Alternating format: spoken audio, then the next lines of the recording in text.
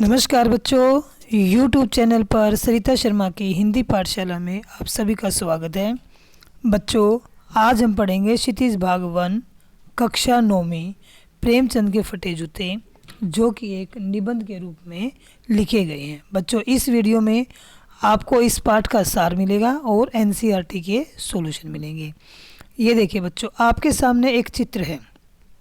इस चित्र में दाईं तरफ प्रेमचंद जी अपनी पत्नी के साथ बैठे हुए हैं। ये जो फोटो है, इसी फोटो को लक्ष्य करके, यानी इसी फोटो के आधार पर ये पूरा पाठ हरिशंकर परसाई जी ने लिखा हुआ है। हरिशंकर परसाई जी का भी एक चित्र मैंने आपके सामने रखा है और प्रेमचंद जी का अकेला चित्र भी है। और बाईं तरफ दो जूते दिखाए गए हैं। एक जूता पंजों से फटा हुआ है तो दूसरा जूता तलवों से घिसा हुआ है। अब ये चित्रों का संकलन यहाँ क्यों किया गया है, ये हम जब इस पाठ को पढ़ेंगे तब हमें पता चलेगा।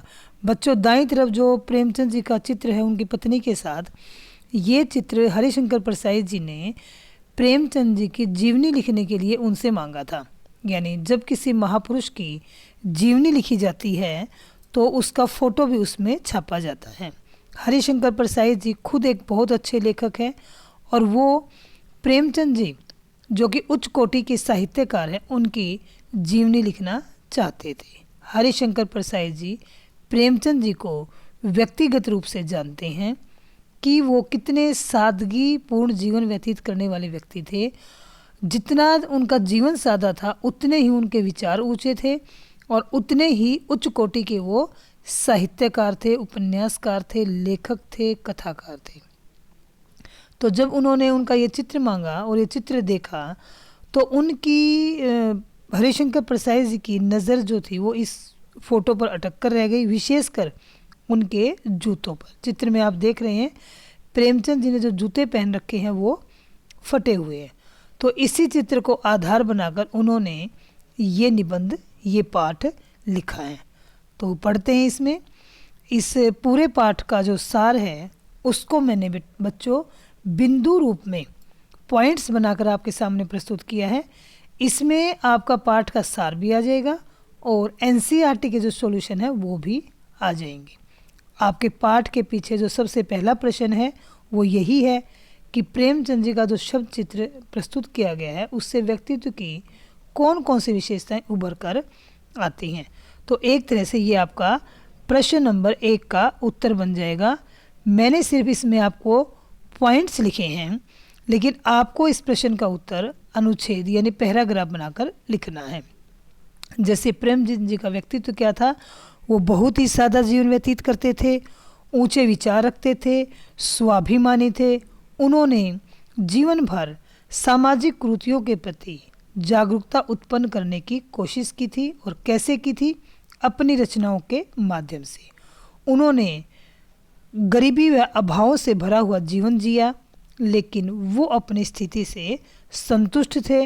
उन्होंने अपने व्यक्तिगत जीवन में किसी प्रकार का समझौता नहीं किया। स्वाभिमानी व्यक्ति थे, संघर्षशील थे, व्यक्तिगत रूप से भी संघर्ष किया और सामाजिक बुराइयों से लड़ने के लिए भी वो संघर्षशील रहते थे। वे अपनी रचनाओं में सामाजिक बुराइयों का विरोध करते थे, यानी वो समाज में कहीं भी जो गलत होता हुआ देखते थे उसका वर्णन वो अपनी रचनाओं में, यानी कहानियों में, उपन्यास आदि में करते थे। प्रेमचंद जी के समय में समाज में जो बुराइयां थी बच्चों, वो थी स्त्री पर अत्याचार, स्त्री का शोषण। एक तो बाल विवाह कर देना, और बाल विवाह करने के बाद अगर वो विधवा हो गई छोटी उम्र में ही तो उसका पुनर्विवाह भी नहीं किया जाता था। यहाँ तक कि उस स्त्री को गलत दृष्टि से देखा जाता था और उसका शोषण किया जाता था। साथ ही उस समय जमींदारी प्रथा थी, सामंत थे बड़े बड़े जो किसानों का शोषण करते थे। दलित लोग, यानी जो निम्न जाति के लोग माने जाते थे, उनका भी बहुत ज़्यादा शोषण होता था। तो ये सब चीज़ें प्रेमचंद जी को दुखी करती थी। वो इन बुराइयों का अंत करना चाहते थे और इन बुराइयों का वर्णन वो अपनी रचनाओं में करते थे। इसी कारण वो गरीबी का जीवन भी व्यतीत करने पर मजबूर हुए। क्यों?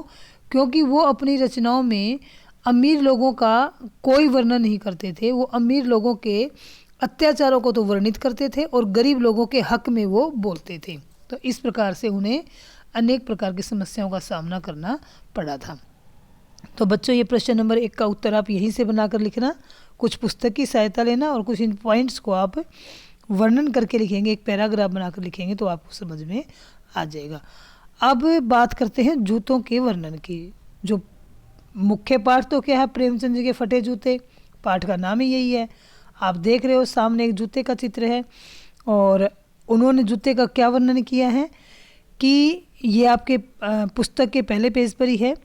प्रेमचंद जी के जूते कैनवस के हैं। कैनवस एक मटेरियल होता है, मोटा सा कपड़ा होता है, जिनके फीते बेतरतीब बंधे हैं। देखो बच्चों पिक्चर में आप ये फीते देख रहे हैं, ये फीते हैं ये जो दिख रहे हैं, लेकिन ये बड़े तरीके से बंधे हुए हैं क्योंकि ये तो स्पेशल फ़ोटो है। प्रेमचंद जब जूते पहनते थे तो बेतरतीब यानी अव्यवस्थित, बेतरतीब का मतलब है अस्त व्यस्त, कोई ढंग से ना हो, तो अस्त व्यस्त तरीक़ों से उनके फीते बंधे हुए थे। जो फ़ोटो देखा था ना आपने, उसमें जो फीते हैं वो बेतरतीब रूप से बंधे हैं। लापरवाही से उपयोग करने का उनके लोहे की पत्रियाँ, लोहे की पत्रियाँ क्या होती है बच्चों, ये आप दिख रहे हैं ना जिसमें ये जो फीते डाल रखे हैं, ये लोहे की पत्रियाँ हैं जो फीते डाल रखे हैं। तो अगर इनको सावधानी से उपयोग न करें, क्योंकि प्रेमचंद जी अपनी वेशभूषा के प्रति ध्यान ही नहीं देते थे। जूते उठाए पहने, कोई ध्यान नहीं दिया कि पतरी निकल रही है या फीते ढंग से बांधने हैं। तो इस प्रकार ये पत्रियाँ जो थी निकली हुई थी, पतरी के अभाव में बंद बच्चों फीतों को बोलते हैं। जो आप फीते दिख रहे हैं ना, बंद का मतलब होता है जिसको आप लेसिस बोलते हैं या फीते जो जूते के आपको दिख रहे हैं, जैसे तैसे बांध लिए जाते हैं। बाएं पैर का जूता फटने से, आपने चित्र में देखा उनके बाएं पैर का जूता फटा हुआ है, उंगली बाहर निकल आई है, और दाएं पैर का जूता उनका ठीक है। यह जूते प्रेमचंद जी की बदहाली यानी बुरी स्थिति का, उनकी गरीबी का वर्णन कर रहे हैं। तो ये जूतों का वर्णन है। ये आपके अभ्यास में प्रश्न नहीं है, लेकिन ये अतिरिक्त प्रश्न के रूप में आपकी परीक्षा में आ सकता है कि पाठ के आधार पर प्रेमचंद जी के जूतों का वर्णन करें। तो इसे भी आप अपनी उत्तर पुस्तिका में लिख लीजिएगा।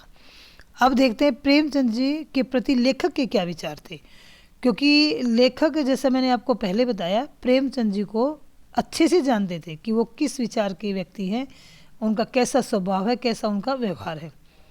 तो देखते हैं उनके क्या विचार थे। लेखक जब प्रेमचंद जी के फ़ोटो देखते हैं तो उनकी दृष्टि उनके जूतों पर अटक जाती है। लेखक सोचते हैं कि अगर फ़ोटो खिंचवाने की यह पोशाक है तो पहनने की कैसी होगी, क्योंकि बच्चों आप फ़ोटो करवा के आते हैं ना, कई बार हम सब करवाते हैं फ़ोटो। तो हम जब फ़ोटो करवाने जाते हैं तो तरीके से जाते हैं, हमारे कपड़े भी ठीक होने चाहिए, बैठने का तरीका भी ठीक होना चाहिए। तो लेकिन फ़ोटो में इनके जूते फटे हुए हैं, तो लेखक सोच रहे हैं कि अगर फ़ोटो खिंचाने की यह पोशाक है तो पहनने की कैसी होगी। लेकिन तुरंत लेखक का विचार बदल जाता है। लेखक प्रेमचंद जी को भली भांति जानते हैं कि प्रेमचंद जी बहुत ही सादा जीवन व्यतीत करने वाले व्यक्ति हैं।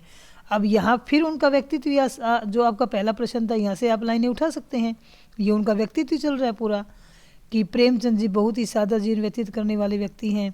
वे दिखावे से कोसों दूर हैं, साथ ही स्वाभिमानी और संघर्षशील भी हैं। आर्थिक अभाव उन्हें सताता है, वे जैसे हैं वैसे ही लोगों के सामने आते हैं। उन्होंने अपने आप को वास्तविक रूप से अपना रखा है, इसलिए लेखक का विचार भी बदल जाता है कि इस व्यक्ति के अंदर पोशाकें बदलने का गुण नहीं है। अर्थात प्रेमचंद जी दिखावा नहीं करते हैं, वे जैसे हैं वैसे ही दुनिया के सामने आते हैं। अब बच्चों इसमें आपके 2 प्रश्न बनते हैं। एक प्रश्न बनेगा आपका यहाँ से प्रश्न नंबर 1 का उत्तर कि प्रेमचंद जी यहाँ से बनेगा, यहाँ से लेकर और यहाँ तक आपका बन जाएगा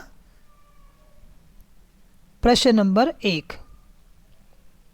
प्रश्न नंबर 1 का उत्तर आप यहाँ से ले सकते हैं, और पूरा इसको देखें तो आपका ये बनता है प्रश्न नंबर 4।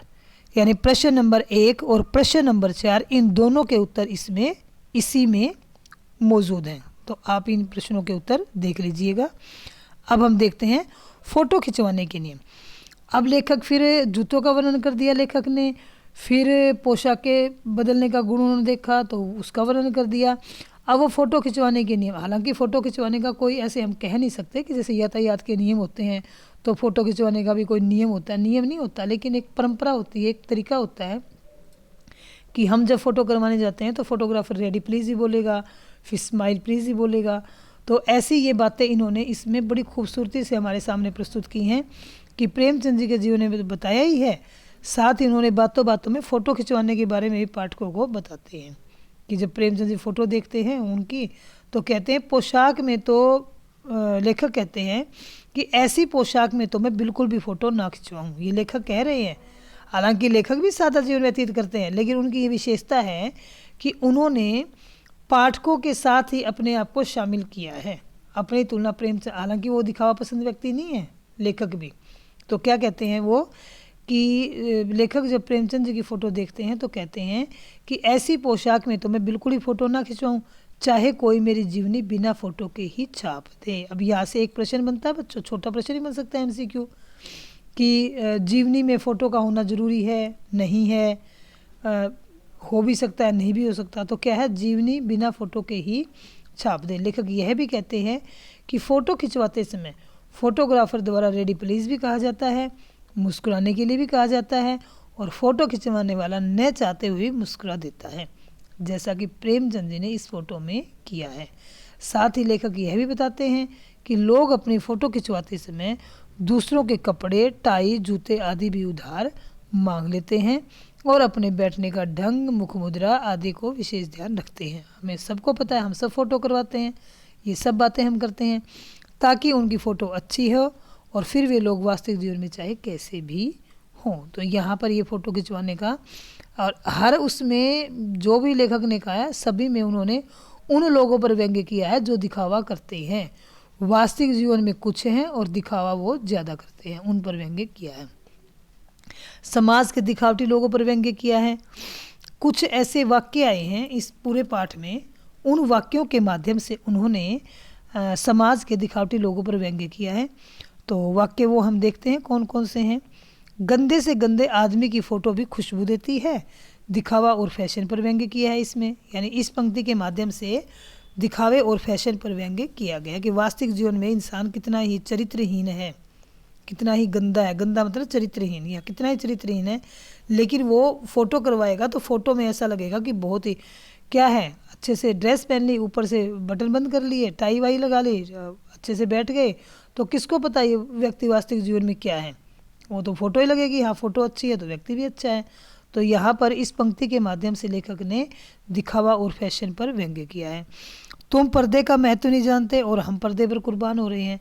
यहाँ पर लेखक ने स्वयं को दिखावटी लोगों में शामिल करके दिखावा पसंद लोगों पर व्यंग्य किया है। एक वाक्य हो रहा है इसमें, पूरा तला गिर जाएगा, पंजा छिल जाएगा, मगर उंगली बाहर नहीं दिखेगी। ये वाक्य भी इस पाठ में है। तो इस वाक्य के माध्यम से लेखक ने उन लोगों पर व्यंग्य किया है जो दिखावे के चक्कर में बड़े से बड़ा नुकसान उठा लेते हैं। तो ये और भी एक आध वाक्य आप ढूंढ सकते हैं। तो इन अलग अलग वाक्यों के माध्यम से लेखक ने उन लोगों पर व्यंग्य किया है। तो अब जूते और टोपी की तुलना, अब बात ही बातों में उन्होंने जूते और टोपी की तुलना की है। आप पिक्चर में देख रहे हैं, एक टोपी दिखा रखी है, एक जूता दिखा रखा है। लेखक ने जूते और टोपी की तुलना करते हुए कहा है कि जूता हमेशा ही टोपी से कीमती रहा है। बच्चों आपको अच्छे से पता है, जूता पाँव में पहना जाता है और टोपी सिर पर पहनी जाती है। टोपी अगर आप महंगी से महंगी भी लेंगे तो 500 रुपये की आ जाएगी, आप लोग खरीदते हैं 1000 की आ जाएगी। जूते की भी आपको कीमत पता है, आजकल लोग 4-4 हज़ार के 5-5 हज़ार के जूते खरीदते हैं। तो लेखक कहते हैं ये जो अंतर है शुरू से ही है। जूता मान लीजिए, लेखक ने बता रखी जूते की कीमत, इसमें देखते हैं। लेखक कहते हैं कि जूता 25, टोपी 8 आने मिलती है और जूता 5 रुपये से कम में क्या मिलता है, जूता 5 रुपये का और टोपी 50 पैसे की। 8 आने मतलब 50 पैसे, इसमें पुस्तक में दे रखा 8 आने। तो 8 आने का अर्थ यहाँ पर है 50 पैसे। जैसे 100 पैसे का 1 रुपया होता है, ऐसे 50 पैसे में तो टोपी मिलती है, लेखक ने उस समय की बात कही है, और 5 रुपये में जूता। अंतर हो गया, और आज ये अंतर और भी बढ़ गया है। आज जूता 5000 रुपये तक पहुँच गया है, टोपी 50 रुपये की पहुँच गई है। तो लेखक ये इसके माध्यम से क्या कह रहे हैं कि जो यहाँ पर टोपी है वो पढ़े लिखे लोगों का प्रतीक है, और जो जूता है वो शक्तिशाली, सामर्थ्यवान, कम पढ़े लिखे लोगों का प्रतीक है। आप लोग देखते हो हमारे नेता लोग हैं, एक हमारे आईएएस ऑफिसर होते हैं, एक हमारे नेता लोग होते हैं। अब जितनी मेहनत आईएएस ऑफिसर ने की है, इतनी पढ़ाई लिखाई की है, उनका ज्ञान इतना ज़्यादा है, इतना नेता लोगों का थोड़ी है। लेकिन आईएएस ऑफिसर किन लोगों की रक्षा में, सुरक्षा में लगे होते हैं? नेता लोगों की। तो यही चीज़ इन्होंने इसमें बताई है कि वर्तमान में यह अंतर और भी ज़्यादा बढ़ गया है। यहाँ पर जूता शक्तिशाली लोगों का प्रतीक है और टोपी पढ़े लिखे लोगों का प्रतीक है। लेखक इस तुलना के माध्यम से कहना चाहते हैं कि लोग अपने सामर्थ्य और ताकत के बल पर पढ़े लिखे और गुणी लोगों को अपने जूते पर झुकने के लिए विवश कर देते हैं। ये जो बच्चों है, ये प्रश्न नंबर 3 का, इसमें से आपका प्रश्न नंबर 3 का क, उसका उत्तर ये यहीं से बनता है। तो आप इसको ऐसे कि ऐसे लिख सकते हैं, प्रश्न नंबर 3 का क भाग। अब देखते हैं लेखक द्वारा प्रेमचंद और स्वयं के जूते की तुलना करना। उन्होंने अपने जूते की और प्रेमचंद जी के जूते की तुलना की है।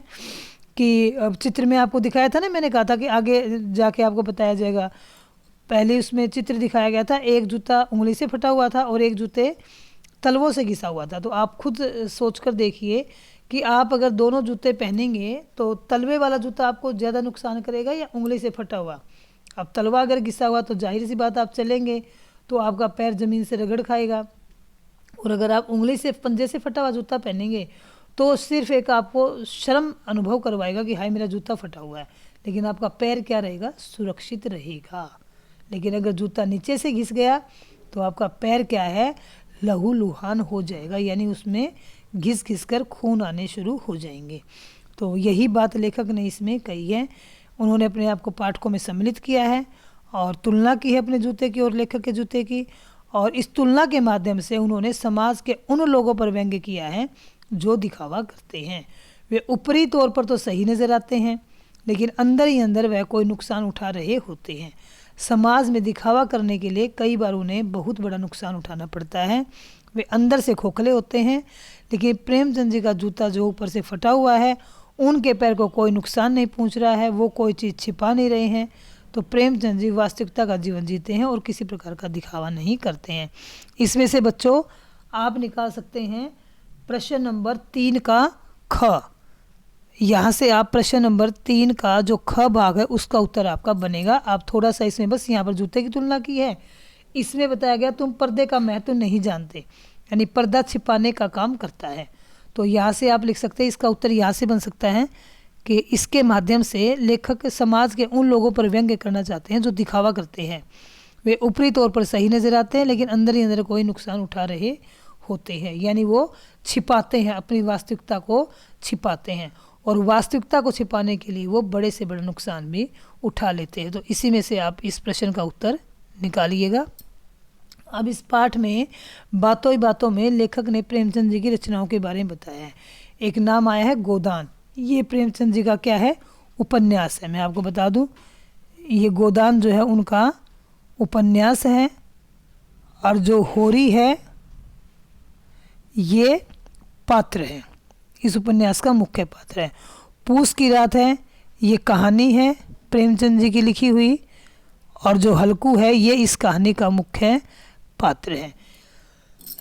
इसी प्रकार कफन भी कहानी है और माधो क्या है? वो भी एक पात्र है। तो इसमें प्रेमचंद जी की ये बहुत महत्वपूर्ण और मुख्य रचनाएं हैं, उनका इन्होंने वर्णन किया है कि इन रचनाओं के जो पात्र हैं वो भी प्रेमचंद जी की तरह गरीब है और अपने नियम धर्म को मानने वाले हैं, यानी गरीबी में मर जाएंगे लेकिन अपने धर्म से नहीं डिगेंगे, अपने धर्म का पालन करेंगे। तो इस प्रकार इन रचनाओं का उन्होंने जिक्र किया है। अब उन्होंने कुंभनदास का भी जिक्र किया है।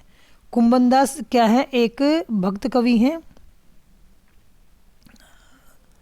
भक्त कवि हैं। वो जब अकबर थे तो अकबर के समय में ये थे। अकबर उन्हें फतेहपुर सीकरी बुलाते थे और वहाँ से उनकी कविता वगैरह सुनते थे और फिर उनको कुछ दान दक्षिणा देते थे।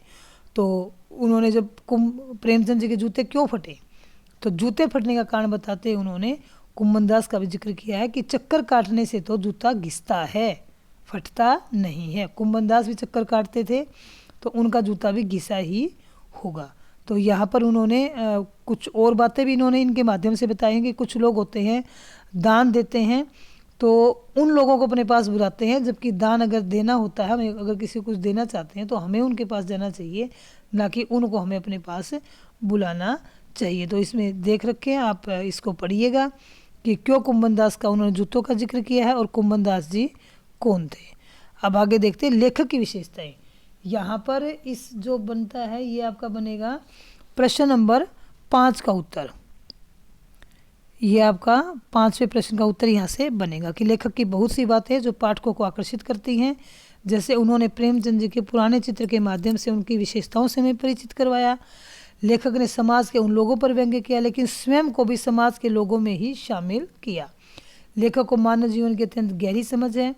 उन्होंने जीवन के सुख दुख को अत्यंत निकट से देखा है।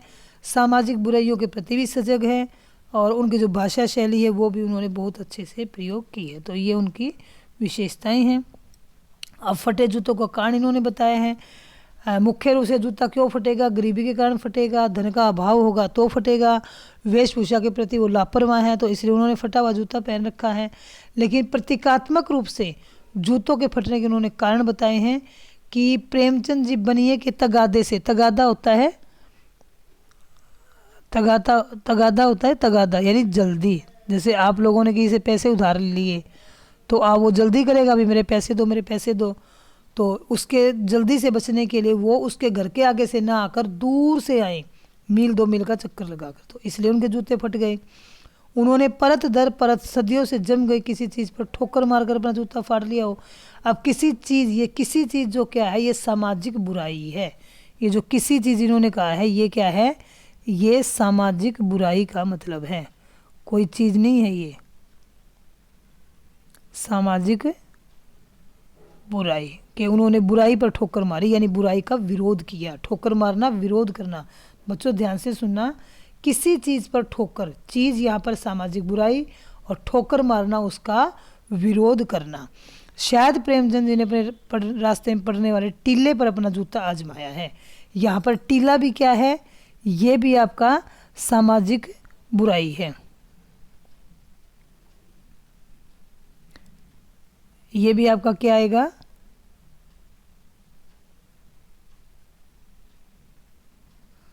सामाजिक बुराई, यही आएगा। टीला भी यही है, सामाजिक बुराई। उसका जूता आजमाया यानी उसका विरोध किया है और उसकी ठोकर से उसका जूता फट गया है। अब इनके लिए विशेषण कौन कौन से आए हैं पूरे पाठ में आप पढ़ेंगे। ये आपका प्रश्न बनता है, ये प्रश्न बनेगा आपका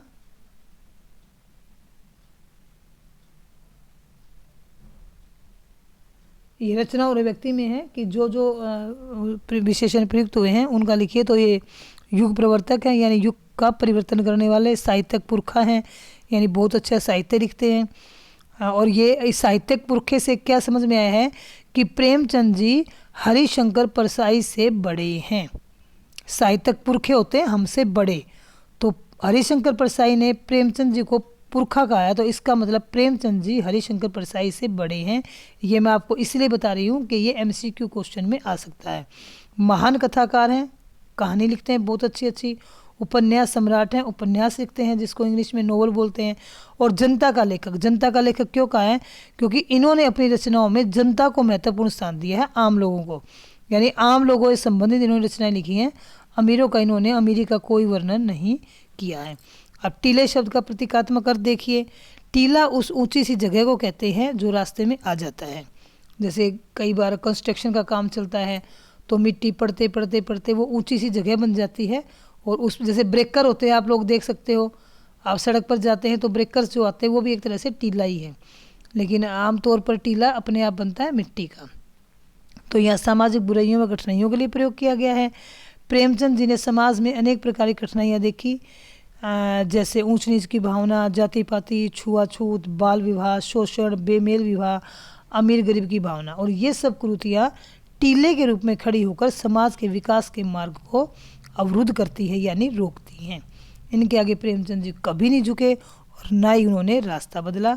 ठोकर मारते हुए आगे बढ़े यानी इनका विरोध करते हुए। मैं आपको बता रही हूँ, ठोकर मारने का मतलब है विरोध करना, यानी उनसे झुकना नहीं, जिस कारण उनका जूता फट गया। ये आपका जो प्रश्न बनेगा बच्चों, ये है आपका प्रश्न नंबर 6। यहाँ से इसका उत्तर बनेगा तो आप लिख लीजिएगा। ये टीला देखिए, ये टीला बना हुआ रेगिस्तान, लेकिन ये टीला हमारे सड़कों पर भी बन जाता है। कहीं पर मकान बन रहा है, घर बन रहा है, तो मिट्टी पड़ती रही, सीमेंट पड़ता रहा, तो ऐसे वो टीला बन गया। तो ये टीले का फोटो दिखाया मैंने आपको। वीडियो देखने के लिए बच्चों आपका बहुत बहुत धन्यवाद। और अगर आप लोगों ने चैनल को सब्सक्राइब नहीं किया है तो आप चैनल को सब्सक्राइब कीजिएगा, क्योंकि आगे जो वीडियो आएंगी उनमें आपके MCQ प्रश्न आएंगे पाठों के अनुसार, यानी प्रत्येक पाठ में से MCQ क्वेश्चन निकाल कर वीडियो बनाई जाएगी, जो आपकी परीक्षा के लिए बहुत ही हेल्पफुल रहने वाली है। तो वीडियो देखते रहिए, ज्ञान बढ़ाते रहिए। धन्यवाद।